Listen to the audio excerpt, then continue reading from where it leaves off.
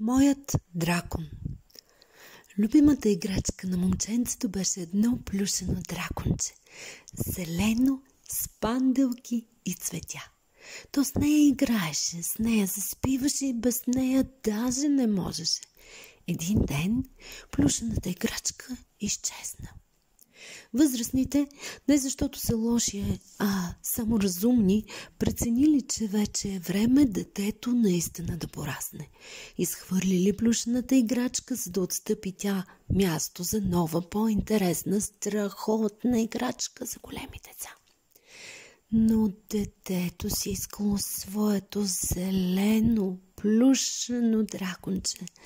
Нищо не можело да го склони. Своята нова, скъпа играчка не забелязвало дори. Сякаш дракончето отнесло в далечни гори със себе си всичките детски мечти. Детската глъчка спряла в къщата да ехти, спряло и детето да мечтае да лети. Изчезнали детските мечти. Обмислило дълго детето, поради какво го е напуснала неговата любима играчка, заради кого и дали. Можела ли къщата по-тъжна да стане? Едва ли. И таткото, и сина едно взели, друго дали, и двамата остаряли.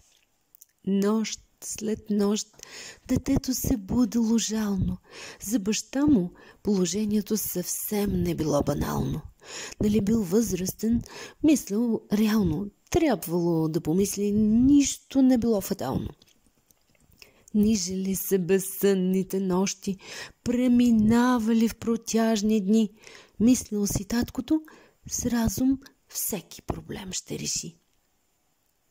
И когато от сън за пореден ден нощта го лиши, на път окончателно да се изтощи, изпълниха се татковите разумни нощи с сънища цветни и мощни.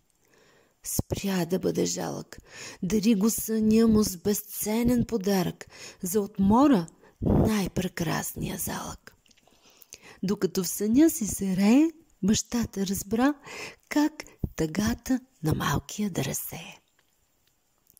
Чува в съня си гласът да се лее, песен за далечна земя да се пее, че зеления дракон изоставил детето не е, но да търси своя дракон отишъл е. Разказа таткото на сина си съня. Гласът му затрептя, зазвъня, загледан в слънцето му описа картини, не за горещи и сухи пустини, а за зелени планини и градини. И заслушан в думите от съня, таткото спря да чува звуците от света. Толкова далечен бе взора му, че дори не видя как зародила се отново усмивка на детското личице. Толкова силен бил гласът драконов, че възрастният даже не чул как детето започнало с глас да се смее. Захласнат в далечината, аха да пропусне мига. Детето сияело, очите му грели, протегнало своите детски ръце, раменете на татко да обгърне в израз на обич огромна. А бащата разказвал думите драконови. Трябваше да отлетя от теб, малко момче, защото аз съм дракон. Макар и момиче с панделки и цветя, аз мога да летя, аз искам да летя. Трябваше да отпътувам, за да намеря моя си дракон. Моят дракон не е просто голям и зелен. Не бълва огън винаги, щом се оригва. Той има смело сърце, той има огромни криле. Отвори ли ги, засенчва много малки неща. Дървета огромни изглеждат като всички пътища, стават пътеки, планините пристъпа ги с крачка една, реките изпива ги, щом зажадне. Огън излиза му от дъха, за да запали наръч дърва на окъснели по пътя туристи, а нявга само за да им светне пътеката своя пак да намерят. Моят дракон не хапе. Да се доближиш до него обаче не остава без следа. Аз искам да го намеря.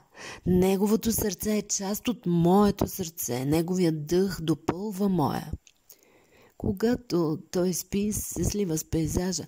Мислят го хората, че е хълмче с трева. Разхождат се по гърба му, стъпват по тялото му, а неравностите мислят за хребети на някоя стара планина. Събудили се, обаче ужасяват се всички.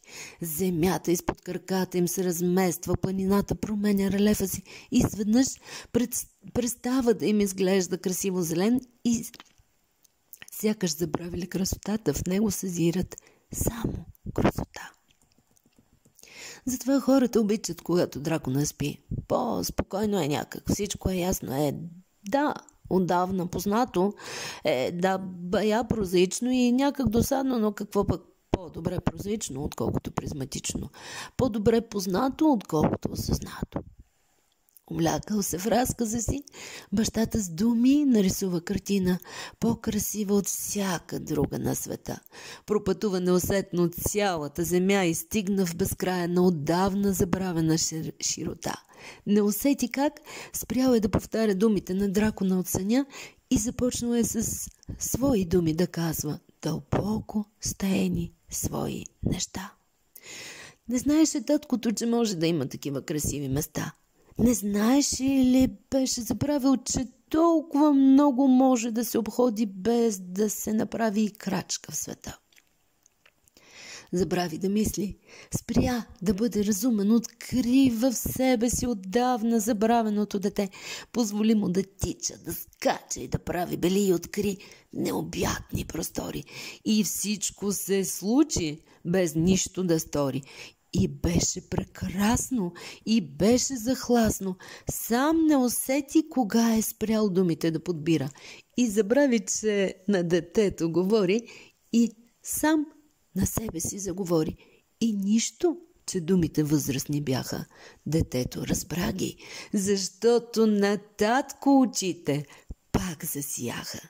Изправи се с нагата някак голяма и дъха му облечен в думи, огън разпали, изтопли детето и светна му в тъмнината. Прекрасна стана тамада. Протегна детето с ръчички да гушни раменете на татко големи. Събудил се беше зеления дракон и спря да изглежда като тревичка. С нагата размърда и се изправи. Стана голям като скала. Поразна момчето и стана голямо. И татко му стана голям. Да бъдат възрастни, на други остави. На тези, които не сънуват и от тъмното се страхуват. Събуди се таткото. Тъмното превърнато бе в светлина. Почувства се ведро, свеж, отпочинал, голям като скала.